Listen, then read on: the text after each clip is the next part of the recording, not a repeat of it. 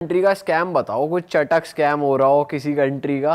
Scams भाई हर देश में अलग अलग तरह के स्कैम है, छोटे से लेके बड़े स्कैम्स सारे हैं।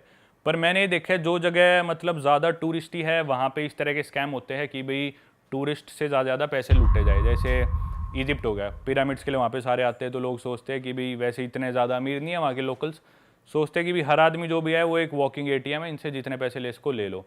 कैमल राइड पे बिठा के दूर ले जाएंगे, फिर बोलेंगे पैसे दो। ये छोटे मोटे स्कैम्स है। इसके अलावा जैसे अफ्रीका के थोड़ी और देशों की बात करें, वहाँ पे अलग तरह के स्कैम है। अफ्रीका में जैसे स्कैम्स है ज़्यादा, फ़ोन चोरी कर लिया, पासपोर्ट चोरी कर लिया। मैं इथोपिया में था, तो मेरी सबसे पहले जो मेरे साथ कभी स्कैम हुआ यही हुआ था, और मैंने वीडियो भी डाली थी बहुत साल पहले, लेकिन तब पता नहीं था, ना इतना बताना आता था, तो मैंने वीडियो में ठीक से बता नहीं पाया। मेरे साथ हुआ था। इथोपिया दरअसल ईस्टर्न अफ्रीका में एक कंट्री है, कैपिटल सिटी उसकी एडिस अबाबा है। वहाँ पे क्या करते हैं कि टूरिस्ट का फ़ोन और पासपोर्ट चुराए जाते हैं। मतलब आप सड़क पे बाहर निकले हो तो मोस्ट लाइकली आपका पासपोर्ट और फ़ोन चोरी होएगा ही होएगा, और आपको पता भी नहीं चलेगा वो कैसे चुरा लेते। इतने प्रोफेशनल है भाई वो बंदे। अच्छा जी। हाँ, मतलब मेरा एक साथ क्या किस्सा हुआ, रात को मैं चल रहा था, लकीली मेरा पासपोर्ट नहीं था जेब में। नहीं, वो पासपोर्ट चुराते, फ़ोन चुराते, फिर आप सोचोगे मेरा फ़ोन चोरी हो गया, आप किसी का फ़ोन लेके अपने फ़ोन पे कॉल करोगे, वहाँ से वो कॉल उठाएंगे, बोलेंगे हाँ आपका फ़ोन हमारे पास है, आपका पासपोर्ट भी हमारे पास है, फ़ोन के इतने डॉलर, पासपोर्ट के $500 या जो भी वो पैसे मांगते हैं, फिर 50, 60, 70 हज़ार रुपये, लाख रुपये इंडिया के। क्योंकि फंस के खड़ा हो जाए आदमी बिना पासपोर्ट के, मजबूरी में फ़ोन के, तो आदमी दे भी देता है। आपने दिए फिर? नहीं, वही तो हुआ, तो मैं रात को चलने लग रहा। लकीली वो ना उस ट्रिप पे मैंने यूट्यूब जर्नी अपनी शुरू करी थी, तो मेरे साथ मेरे दो भाई गए थे, एक मामा का लड़का, एक चाचा का लड़का। मामा वाला लड़का मेरा तगड़ा सा है, और उसको हालांकि मैंने बताया भी नहीं था कि हम कहाँ जा रहे हैं, उसे बस यूँ बोला था फॉरेन जा रहे हैं। वो सोच रहा था जाते ही कि भी कहीं बिकनी में लड़कियां दिखेंगी, बीचीज होंगे, गोरे लोग दिखेंगे। इथोपिया एयरपोर्ट पे बाहर लैंड होती है, उसने कुछ रिसर्च नहीं करी, तो वो उन लोगों को देख के अब हमारे मन में तो ये कि हर काला आदमी कोई चोरो चक्का है, अपने इंडिया का माइंडसेट। वो सारे ब्लैक्स आए बाहर एयरपोर्ट भाई पे। लेकिन जब आप इथोपिया जा रहे थे आपको मालूम थोड़ी होगी इतनी इजीली, मतलब इतना आम है यहाँ पे चोरी होना फोन वगैरह? हाँ, तब नहीं बता, नहीं मालूम होगा ना नहीं आपको? बता, वो तो वहां जाके ही हुआ। हाँ। तो बस वो बाहर निकलती, उसने वो काले लोग देखे एयरपोर्ट के बाहर, तो वो उन पे चीख रहा है, इनको शर्म नहीं आती, जुग्गी वालों को एयरपोर्ट के बाहर आके रहने लग रहे। वो भाई कह रहे, अब मैं उसे क्या बताऊं, वो मेरे को ही गुस्सा देसी करे। बालक तो ऐसी रहे सीधा सीधा। अब मैं उसे बता दूं भैया सारे ऐसे, तो मेरे पे गुस्सा करे। मैंने थोड़ी देर और कंट्रोल करा, फिर बोला कि यार वो बीच बड़ी बिल्डिंग कहाँ छुपी हुई है, दिख नहीं रही। फिर एंड में होटल में पहुंच गए, कुछ नहीं मिला उसे, फिर उसे सच्चाई पता चली, वो मेरे से बहुत नाराज भी हुआ। फिर मेरा बाद में फ़ोन चोरी हो गया, तो वो बहुत फ्रस्ट्रेटेड था कि भाई मेरे को कहाँ लिया और मेरे साथ ये क्या होने लग रहा है, ऊपर से फ़ोन भी चोरी हो गया ऐसी जगह आगे। मैं सड़क पे चल रहा, रात के 11 बजे का टाइम, मेरे वो दो भाई साथ थे, और 2 सब्सक्राइबर मिल गए मेरे को। कुदरती नया ही चैनल बनाया था, फिर भी 2 सब्सक्राइबर मिल गए, जयपुर के थे वो भाई। पता भी नहीं चला, एक वहाँ पे ना दुकान थी, उस दुकान में क्या करते हैं, गाय का कच्चा मांस खाते हो। एक बड़ी सी दुकान, और उसमें गाय लटका रखी, बिल्कुल कच्चा मांस उसका वो खा रहे, और दूर से वो ऐसे दिख रही मेरे को। वो जो जयपुर वाला जो मेरा सब्सक्राइबर था, उसने बताया कि वहाँ पे ऐसे ऐसे होता है। तो मैंने अपना फ़ोन वोन जेब में डाल लिया, मैं खुद ही गिनाने लगी, और मैंने सोचा इसकी तो फोटो वीडियो कुछ नहीं बनाऊंगा मैं, भाई क्या चीज़ कर रहे हैं। तो मेरी नज़र ना थोड़ा उधर से थी, भाई क्या ये इन्होंने दुकान बना रखी है। पर उससे हम इग्नोर करके फिर मैं चलने लगा। मेरे पास एक आदमी आया, एक ट्रे सी लेके, उसमें टिश्यू पेपर वगैरह थे, मेरे नज़दीक आके बोला कि भी ये चाहिए कुछ। मैंने उसे दूर से ही कर दिया, नहीं चाहिए। जहाँ तक मेरे को याद है वो मेरे से 2-3 फुट दूरी जो उसकी क्लोजेस्ट थी वो थी, और 2 सेकंड के लिए आया था।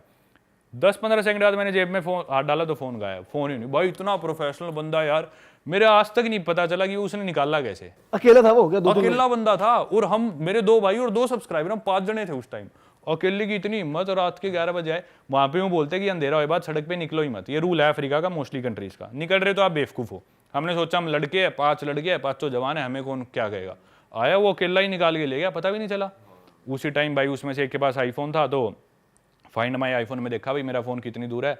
तो हमने, एक के पास गाड़ी थी जयपुर वाले के पास, उसी गाड़ी में बैठे वो लोकेशन ट्रैक करी, हम उस जगह पहुंच गए। रात को 12 साढ़े 12 बज गए। अब भाई वो जगह इतनी खतरनाक, रात को सन्नाटा, सारे दारू पिए हुए लोग, अफ्रीका वैसी सब खतरनाक इलाका।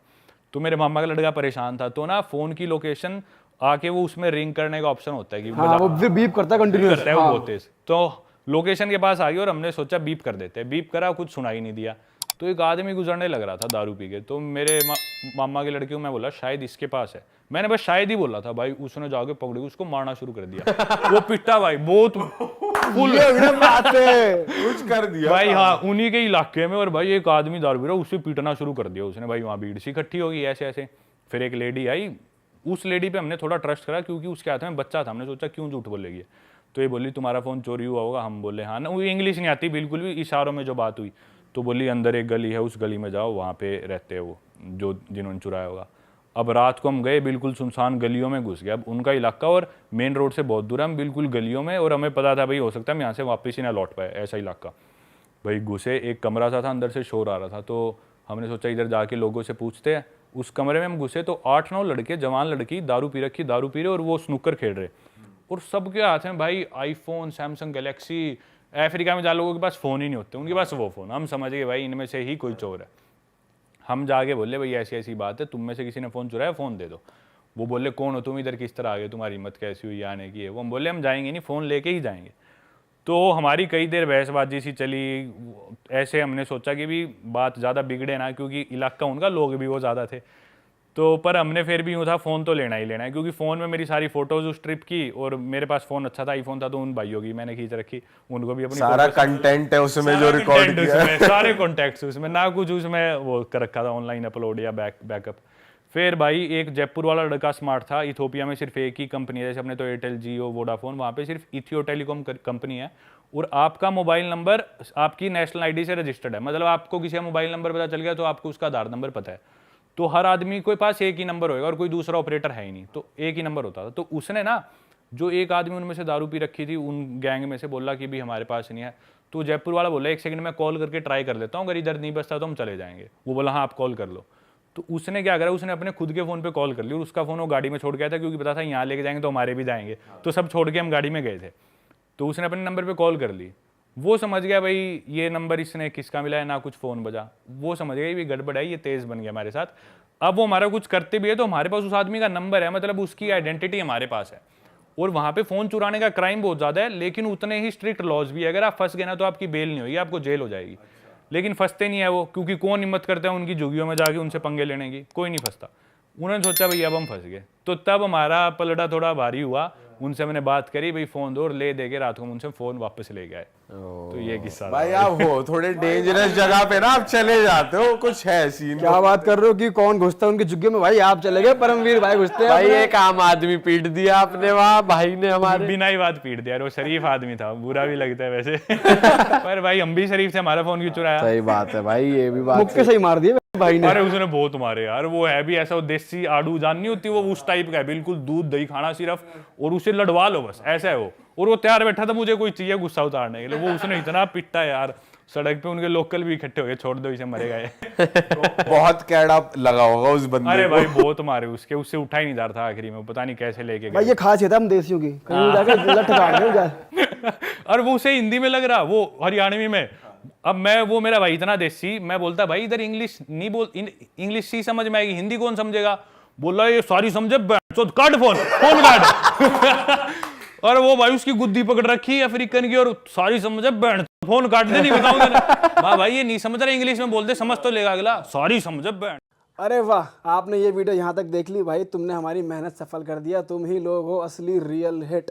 और अगर आपको बहुत मजा आ रहा है ऐसी क्लिप्स में, ऐसी वीडियोस में, तो फटाफट जाइए प्लेलिस्ट पे बिंज वॉच कीजिए और सारी वीडियोस देख डालो और मौज काटो। That is it. हम मिलेंगे नए पॉडकास्ट में, नए क्लिप में। Till then bye bye, see you, take care, do subscribe.